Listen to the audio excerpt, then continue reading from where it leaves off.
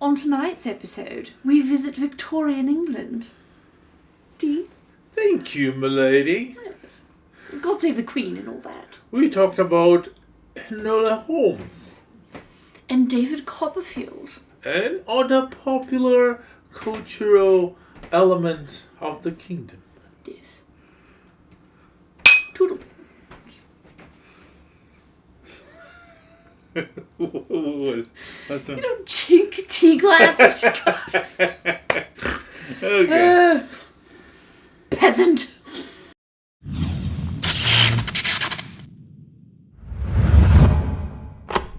So, we got all up in Victorian times this weekend with two of Victorian England's greatest authors, Sir Arthur Conan Doyle and Charles Dickens.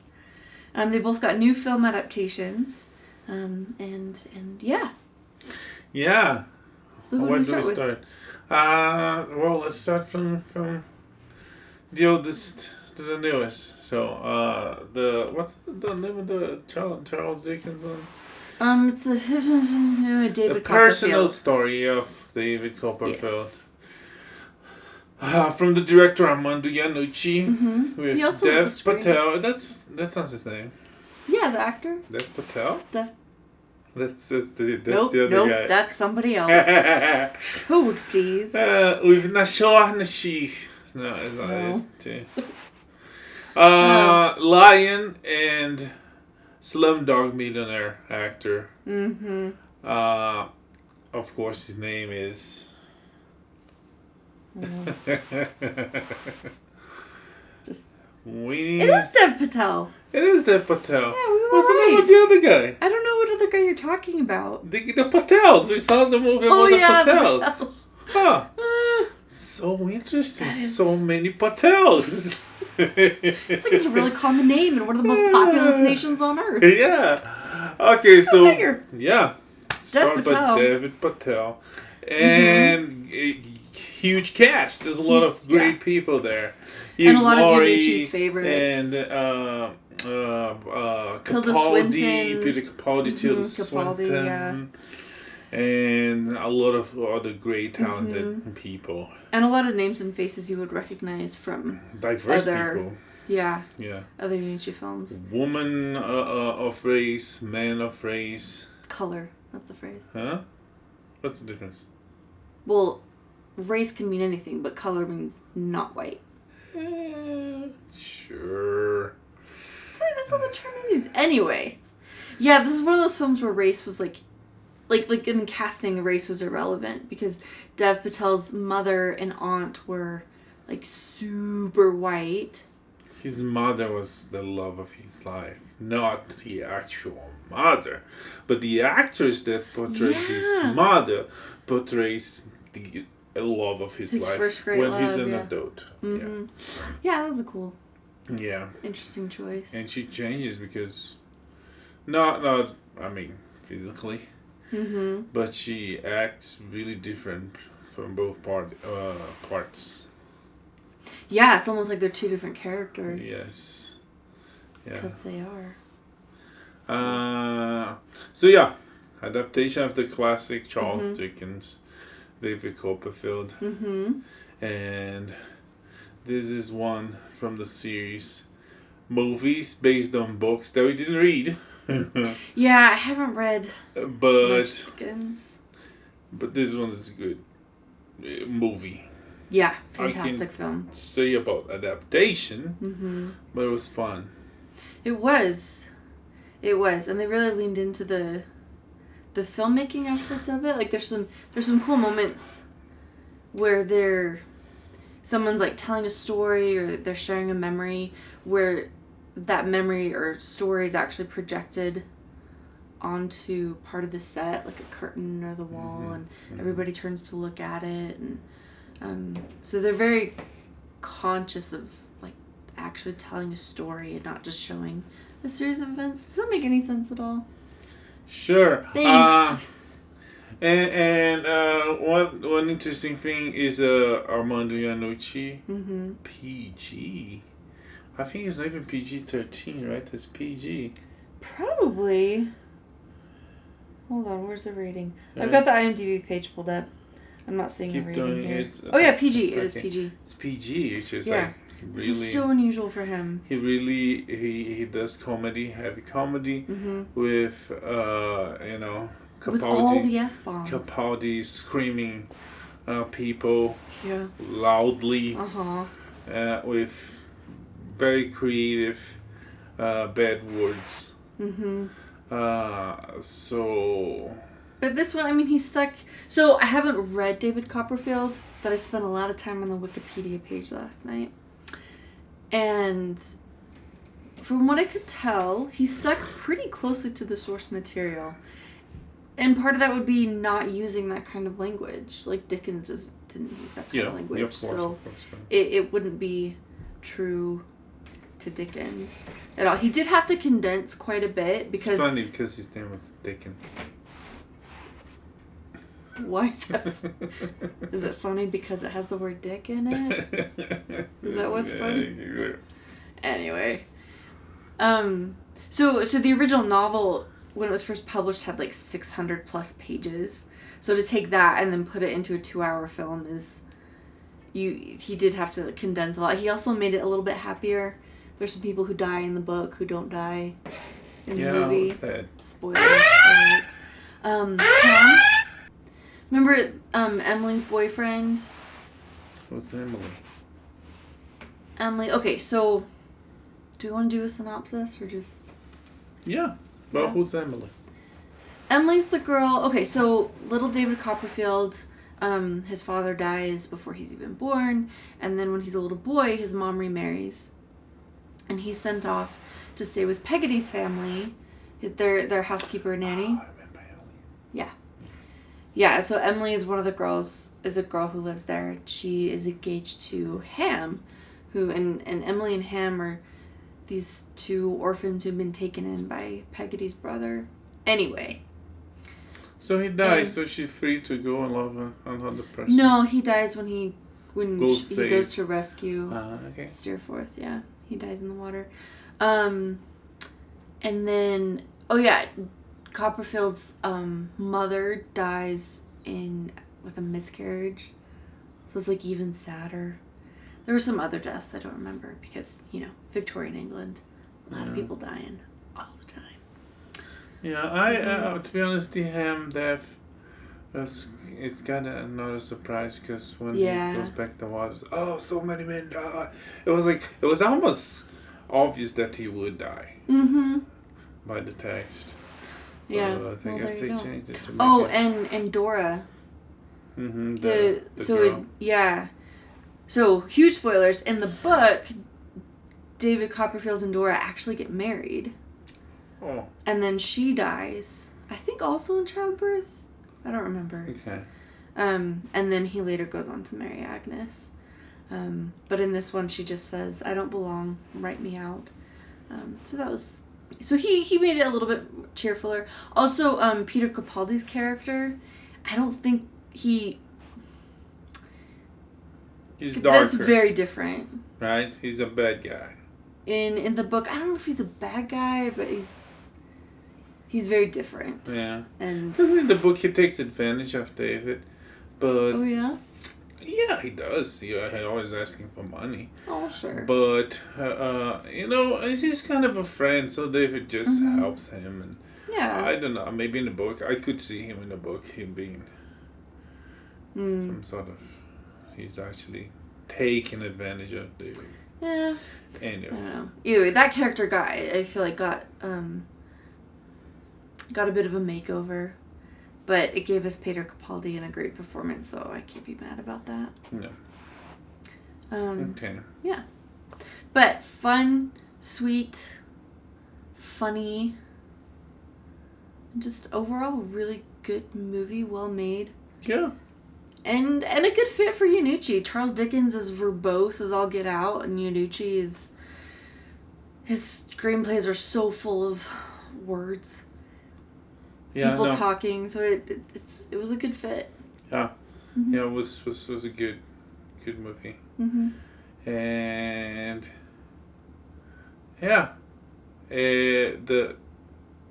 what's it called? Personal History of David Personal Copperfield. History of David Copperfield It's out there in the movie theaters. They're open, so go see it. There's great performances, and I doubt it's tough to get awards from that because it's an adaptation of Dickens. It's not only a classic, but it's Dickens and basically inspired modern cinema.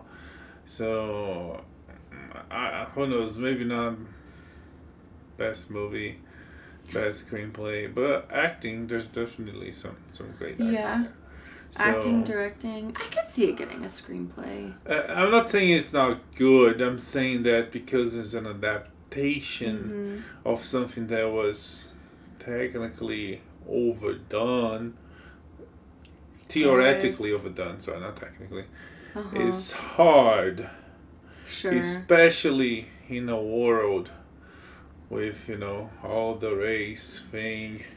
It might not fit the narratives and agendas, even though it has a diverse It totally should, though, because this one throws race to the wind and lets people act just for their acting ability. Yes, you're totally right, and I agree. But the way people want is for being a black story, a black character with a black story. The fact that a great actress perform a great role of a great character, it doesn't matter her race, and she's black. Yeah, that doesn't fit the narrative that Hollywood is trying to support. Anyways. That's it for personal story of David Copperfield. Go watch it. It's good. It's really good. Yeah, good intro to Dickens. Yes. Okay. Going to the other side of the river, we have this little girl named Enola. Yes, and by little we mean 16. Well, she's not big. No, but she is 16. I wasn't talking about age. Okay. Anyway, Enola Holmes. I guess it's not really an Arthur Conan Doyle adaptation because Enola Holmes is based on a series of books written for preteens. That's kind of inspired by Sherlock Holmes. So that author created a character called Enola Holmes, who would be the much younger sister of Sherlock Holmes, who herself becomes we don't know. A detective. How old is Sherlock there? He's 20 years older than her. Is he? Yeah, they make it pretty clear in the film that he wasn't even around when she was growing up. He remembers her. Yeah, as a little toddler running around with a pine cone and no pants. Okay. Yeah. Because significantly younger. It's not like they grew up playing together. Because he leaves. She mentions that as soon as possible he left Suez Minecraft, and if he left, I don't know, maybe he left young. Yeah, it would make sense. Off to grammar school or something. I don't know. Either way, there's a significant enough age gap that they didn't grow up together or anything. So they're related, but not super close or anything. Yeah. So she's the younger sister of Sherlock and Mycroft Holmes, and her mother is. So the author expands in the Sherlock Holmes Arthur Conan Doyle narrative universe, and give us characters that we didn't have or didn't know. Since he's expanding, we didn't know from the original books. The mother, what's her name? Eudoria. Played by Helena Bonham Carter. Always fabulous. And Enola. And expanding, we learn about these characters, and the mother is this really eccentric lady that teaches her kid Enola not only about languages and math and history, but also the martial arts of jiu-jitsu and detective arts, flower mysteries and meanings. So we learn about all that, And one sudden day, the mother, poof, disappears. And that's when the movie starts. Yeah, so we start off with this mystery where Enola has to find her mom. Enola, by the way, is played by Millie Bobby Brown. Again, always delightful. And then Sherlock is Henry Cavill. So fantastic. Yeah. It's a Netflix movie, and it's in the house. Cavill has a contract. He's been doing The Witcher.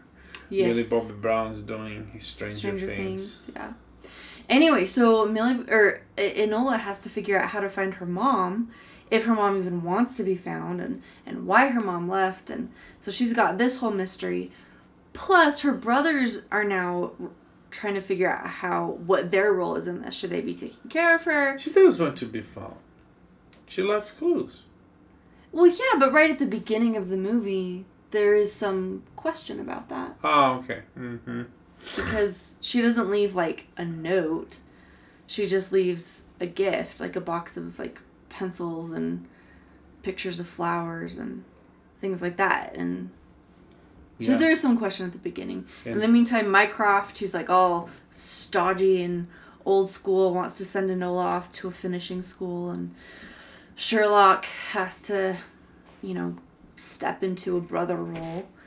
Which he hadn't really done before. So there's those family dynamics, there's the mysteries, there's the politics of the time, the women's suffragette movement, and Enola's coming of age. Plus, there's this other mystery with the Marquis of Tewkesbury, Lord Basilforth? Anyway, there's a Marquis of Tewkesbury. And his life is in danger, so there's that added mystery, and so all these different storylines and mysteries and emotions and all this other stuff are going on, and they all weave together to form this really cool and quite pleasant, delightful coming of age story. Yeah, it was really great. It's Enola Holmes is a girl, and she's the main character. She's the lead of the film. But it was done in such a good way that even though she's a character completely derivative of Sherlock Holmes, and Sherlock Holmes is there as Mycroft and other characters from the original books, she outshines everybody. She properly, since her movies, her story, she takes the spotlight and keeps the spotlight for herself in a good way. It's not. It doesn't feel forced. In any moment, it doesn't feel like they're preaching. Oh, this is, it's for girls. Let's go, girl. It feels super natural. Not supernatural. That sounds good. It's not natural. It feels really natural. It feels nice. It feels good. And the derivation from Sherlock happens in a couple of moments, but in a really nice way. She has this pair with the Duke. It's a Marquis, right? Duke? Marquis. And this relationship, like Holmes, Watson, and them. But it feels good. It doesn't feel forced. No, it's kind of like Sherlock was kind of a stepping off point. Yeah. Like almost like a mutual acquaintance to like introduce us to Enola. And it's not even what some movies and our books try to do. It's like it would be Sherlock. I thought before I watched the movie, I thought it would be like, okay, so Sherlock is at the end of his career, and now comes this new generation, his younger sister. No, it's actually not clear what point of his career he is, because Watson doesn't exist at this moment. He works alone. And that's clear by a line by Inspector Lestrade. Yeah. It's like Sherlock Holmes works alone. So there's no Watson, so he's still gonna join with Watson in some of his great adventures. So what else? I think one thing that made the film really successful was the just absolute destruction of the fourth wall. Like, they didn't just break it. Oh, yeah. They broke it all the time. So she's narrating the film. She just turns and talks to you all the time. And Millie Bobby Brown is very good at that, and it felt natural. It just draws you right into the story and to her thought process, and was like very funny, but also really drove the narration and all that. So that was successful. But yeah, she's interesting enough by herself that even without Sherlock Holmes, like, this would be a character I would be into. So it was a really good, successful expansion of that universe, and like David Copperfield, like, great actors and good performances, and a really fun universe to be in, and really positive, upbeat, just a really good movie, and with good messages that don't smack you in the face, and you don't have to tear anybody down to make other people great. They're just, yeah. Anyway, I'm blabbering. The point is, it was a great film. Super liked it. Yes, it was really good. I also enjoyed quite a bit. And it opens opportunities for sequels. Yes. Not only because Enola, at the end, becomes independent, but also because, as I said, we don't know what happened. You know, when Watson gonna come to the picture. Yeah. So yeah, Netflix they hint that Watson would be Netflix could expand both ways, like movies for Sherlock with Cavill, movies for Enola with Millie Bobby Brown. Yeah. Which was actually one of the things was really good to see her moving her career towards away from 11.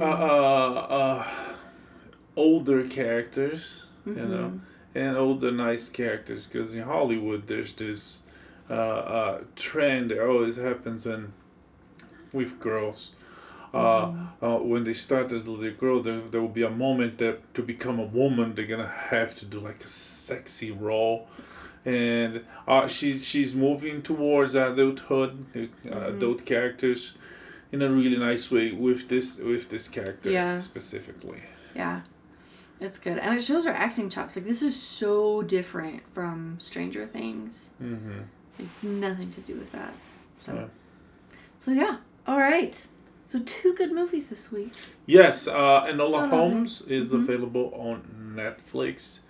And it's top of the charts. Yeah. And you should go see it. You should. With your family. All right. Speaking of Henry Cavill, we got some fun news about him. It's official. He signed a contract with Warner Brothers for 5 new movies. Count 'em, 5. 3 specifically Superman movies and 2 other DC movies. Yeah. So, and there's already rumors out there that Justice League 2 and 3 will happen, but those are rumors. Yeah. Another official DC is Aldis, I can't remember his last name, was cast as Hawkman. Yeah. So the stuffed black guy. Yes. And he was on What Women Want. No, What Men Want. Huh? What Men Want. What Men Want, yes. Yeah, the reboot sequel. And some other great roles. Yeah, and I think I think he'll be great. Yeah. As that, I think it makes a lot of sense, and it changes. It doesn't really change anything. I mean, it doesn't, because it's an alien planet. But in the books, he's not like a super iconic character. I think in the book, they're all. It's like a almost Nazi. Not Nazi, fascist. Fascist, yeah, Thanagar. They're all white. I guess they will all be black. Yeah. Yeah, I don't know. It doesn't really matter. But so yeah, there's a new cast for DC. I'm on with Cavill contract. Yeah. Anything else from DC? Oh, the Snyder Cut. We've confirmed reshoots in October, right? Yes. Yeah. And most of the cast will be back. Mm-hmm. Yeah. Actually, a lot's going on with DC this week. We've heard that James Gunn is writing an HBO Max series for A Peacemaker. Peacemaker, yeah. So that John Cena character who's so goofy. How did he describe him? Like a douchey Captain America? Douchey Captain America. Yeah, was that Yeah, Peacemaker? Okay, yeah. Sounds right. So we get a whole James Gunn TV series show, or miniseries. HBO Yeah. Max show. Mm-hmm. So we have that to look forward to. About HBO Max, DC Universe is no more. I don't know if you talked about this last week.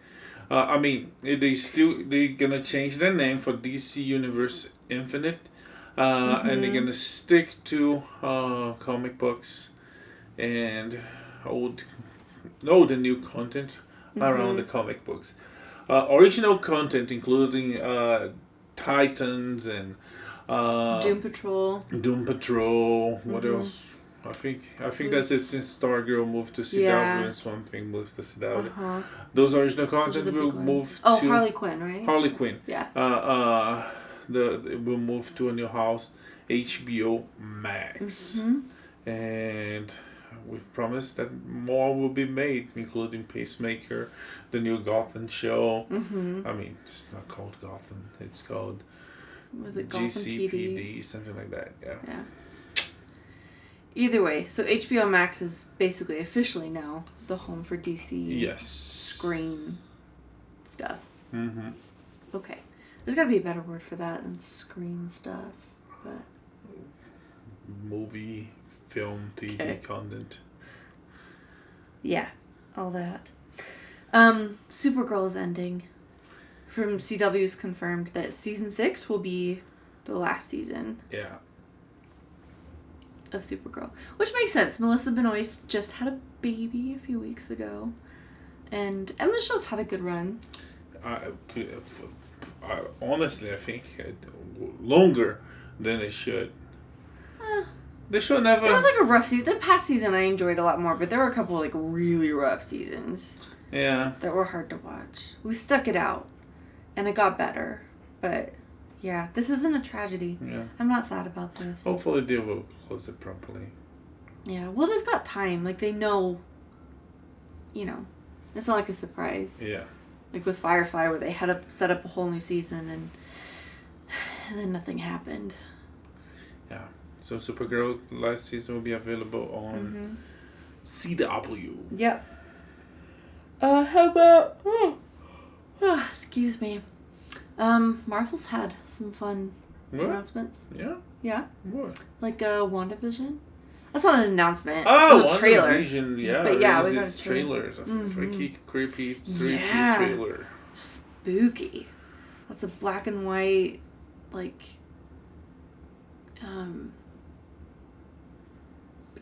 sorry, my brain just turned off. Tell us about WandaVision. Yes, it's a trip through time, and who knows what's going on, but people theorize that it's on her head, and she will crash the multiverse, leading to the Doctor Strange movie Madness in the Multiverse. Okay. And the character in the books super powerful. That if once she freaks out, she changes the universe. It's like no more mutants, and poof, all the mutants are raised. Or she makes the mutants the most important powerhouse in the planet, and then comes Dynasty, the House of M, or mutants led by Magneto, or the Royal House that leads the world. So she has this, she controls reality with her magic powers.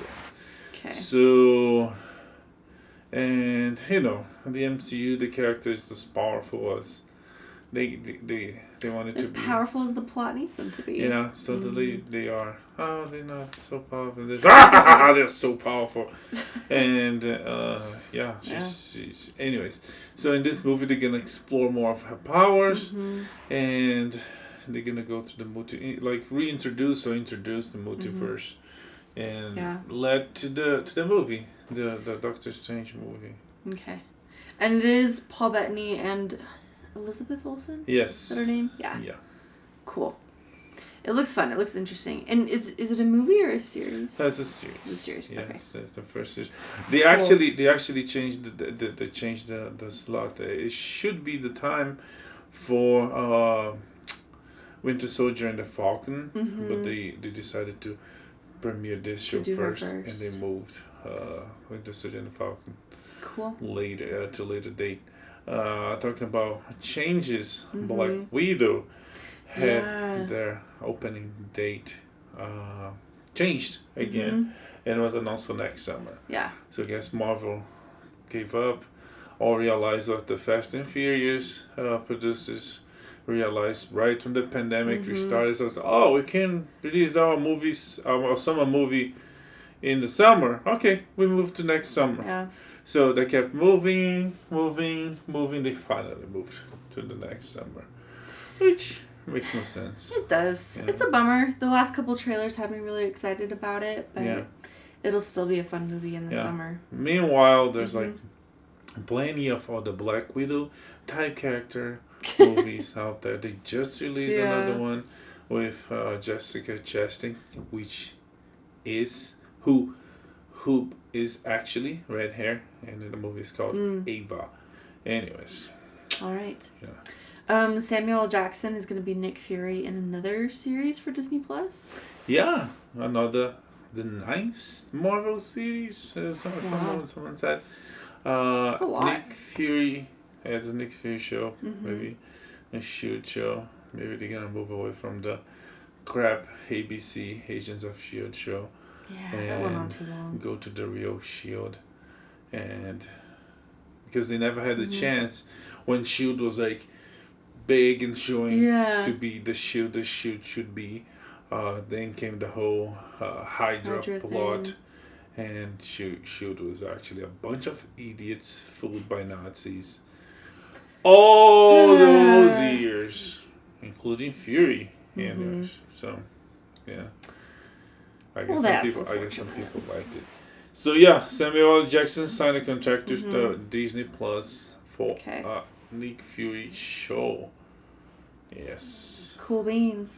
The Boys is getting a spinoff too, right? While we're on the whole supers thing. Yes, it's about the superhero college, and Okay. The Boys is So maybe a little lighter than the Boys, or still heavy and dark. And I don't know. That universe doesn't seem to be.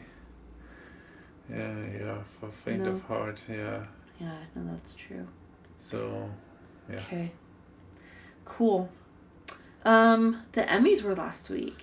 Yes. A very unusual Emmys night, Emmy show, whatever. But it happened.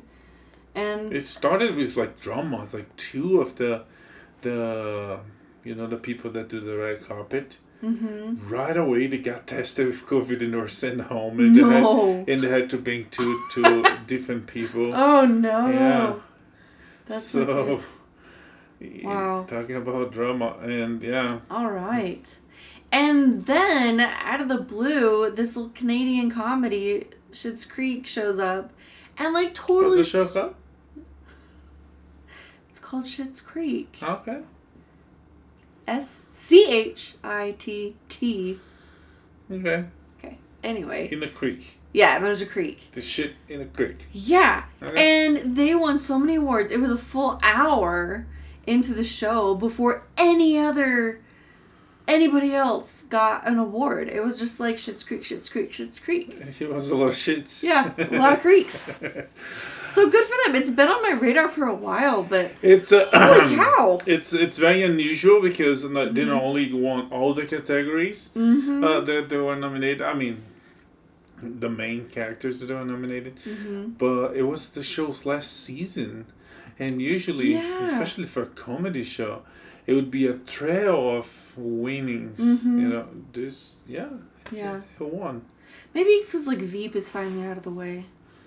Because Veep has been winning a lot of those, right? But that's true. But it's Emmy, it's television. It competes That's with true. comedy. I mean, I guess Modern Family was like dragging, and it was winning some of this, too. But either way, and some of those Netflix, HBO, Amazon comedies, not comedy shows, was winning. So, that's true. That's true. Yeah. Either way. Yeah. So some good surprises on that side. Not so good surprises.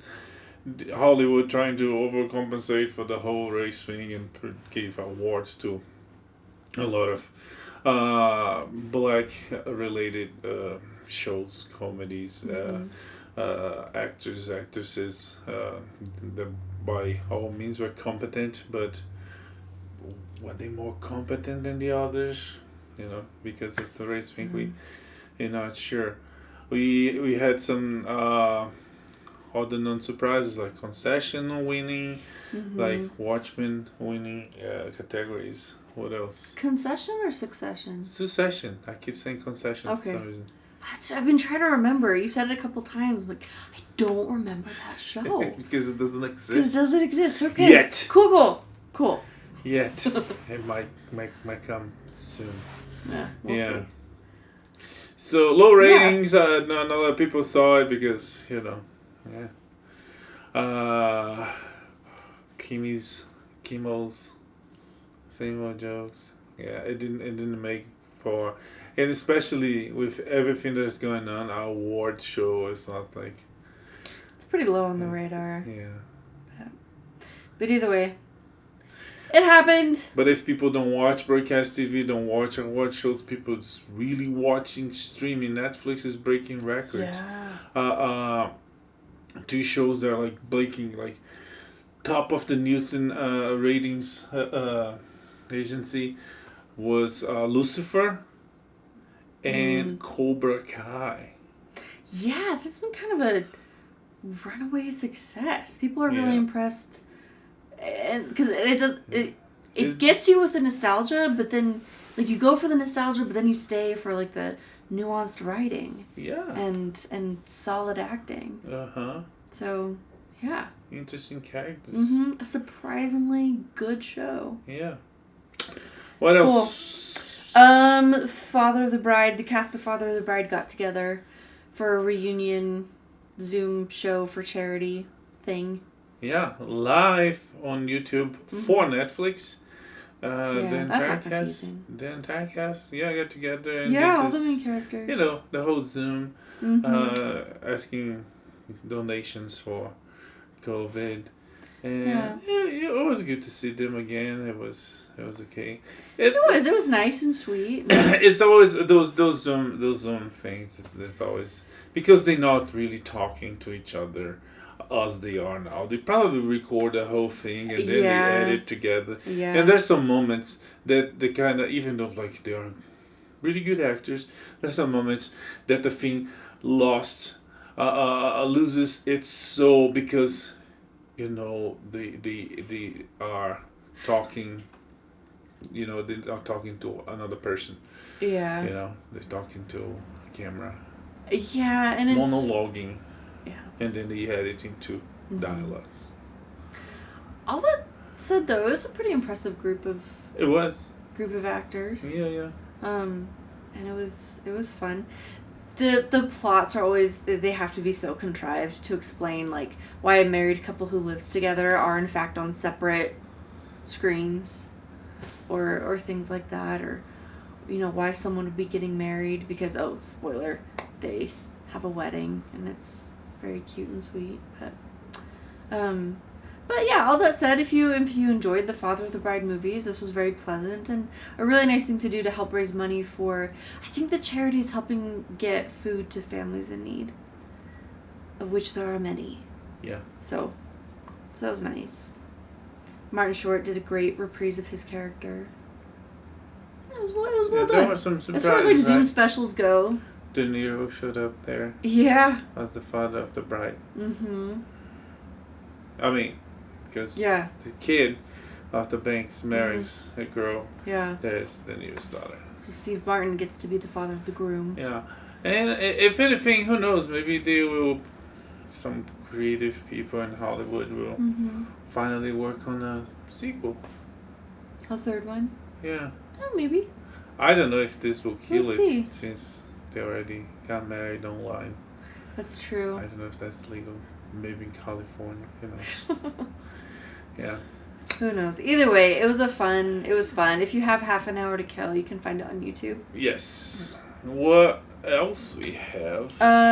Bill Murray was in a very entertaining / bizarre lawsuit. Yes. Legal trouble. Doobie Brothers, right? I think so. They are trying to sue him for his jackets. Golf shirts. Golf shirts. Yeah. Because the name he uses, I think. It's I think they use his... Is it the name or a song he uses in a commercial? Yes. I don't remember. Something like that. There's some so IP they're trying type to sue dispute. because the shirts are ugly. Yeah. And I guess Murray has the worst lawyer because he said, if they sue, we're going to pay, but they're not going to pay money, they're going to pay in jackets. Is that a bad lawyer or a comedic one? I don't know. I'm pretty sure it's bad because if they pay in jackets, the guys will get pissed and sue again the worst. I don't know. Either way, Bill Murray. Yeah. So I guess that's it for this week. Okay. Tinkerbell's black now, which they cast a black girl to be Tinkerbell. Which is, I don't know if I mean, she's a fairy. It's a mystical, like a magical character. She could look like whatever you want her to look like. Yeah, but if they start making all magical creatures black, it's, I don't know. Will they? I don't know. Hawkman and the Little Mermaid and I don't know. I just think they overdoing. They starting a trend that.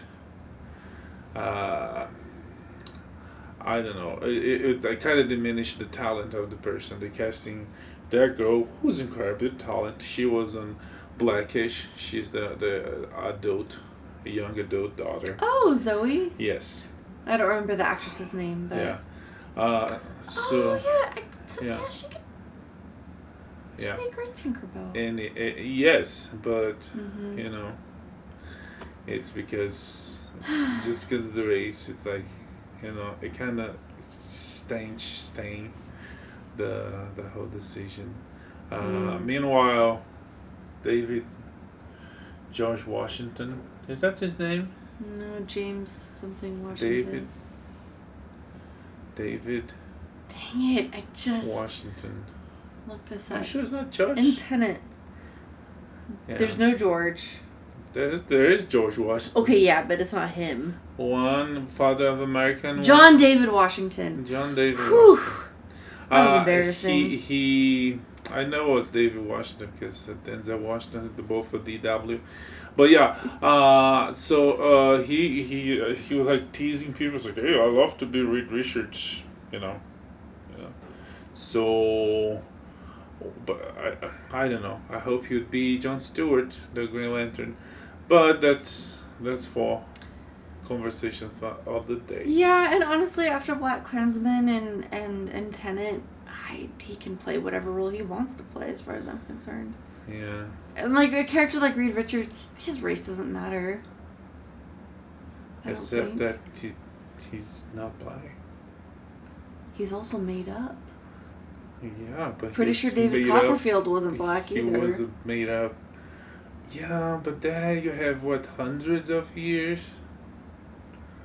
Like 150 years. Yeah. And David Copperfield is a semi-autobiographical novel. David Copperfield is Charles Dickens. So is Reed Richards. Stanley put everything on his characters. Saying. There are some characters where the race might be relevant. I want to say if in 100 years from now, you want to do Reed Richards Chinese, black, Indian, sure, fine. I think it's too soon to change so drastically a character that was barely done or properly done in you know. Sure. When you done him properly as he is, then you can change it. Okay. That's like what we learned in film school. When you learn the rules, you can break the rules. I guess. And yeah. Anyways, that's it for this week. We see you next week for more pop culture news and fun. Yeah. With us. Live long and prosper. May the force be with you. Bye. Bye.